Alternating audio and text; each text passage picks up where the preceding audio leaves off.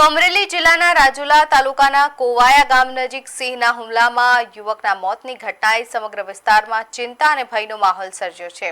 ઘટનાની ગંભીરતાને ધ્યાને રાખીને વન વિભાગ તાત્કાલિક એલર્ટ મોડમાં આવી ગયું છે અને સંભવિત જોખમ ઘટાડવા માટે વિશેષ રેસ્ક્યુ ઓપરેશન હાથ ધરવામાં આવ્યું છે। યુવક પર જીવલેણ હુમલો કરીને શિકાર બનાવ્યાની ઘટના બાદ વન વિભાગના ઉચ્ચ અધિકારીઓએ તાત્કાલિક કાર્યવાહી શરૂ કરી હતી।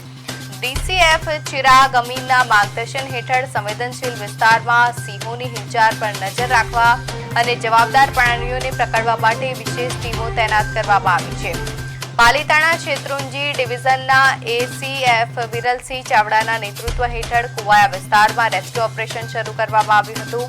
વન વિભાગની ટીમોએ સતત મોનિટરિંગ અને ટ્રેકિંગ બાદ એક સિંહણને ટ્રેન્ક્યુલાઇઝ કરી સફળતાપૂર્વક પાંજરે પૂરવામાં સફળતા મેળવી હતી। વન વિભાગ માટે આ કામગીરી મહત્વપૂર્ણ માનવામાં આવી રહી છે, કારણ કે ઘટનાના થોડા જ કલાકોમાં સંભવિત હુમલાખોર સિંહણને કાબૂમાં લેવામાં આવી છે। જો કે ઘટના સ્થળ નજીક અન્ય સિંહોની પણ હાજરી નોંધાઈ હોવાથી વન વિભાગ હજુ પણ સતર્ક બની ગયું છે। અધિકારીઓના જણાવ્યા અનુસાર વિસ્તારનું સતત સર્વેલન્સ કરવામાં આવી રહ્યું છે।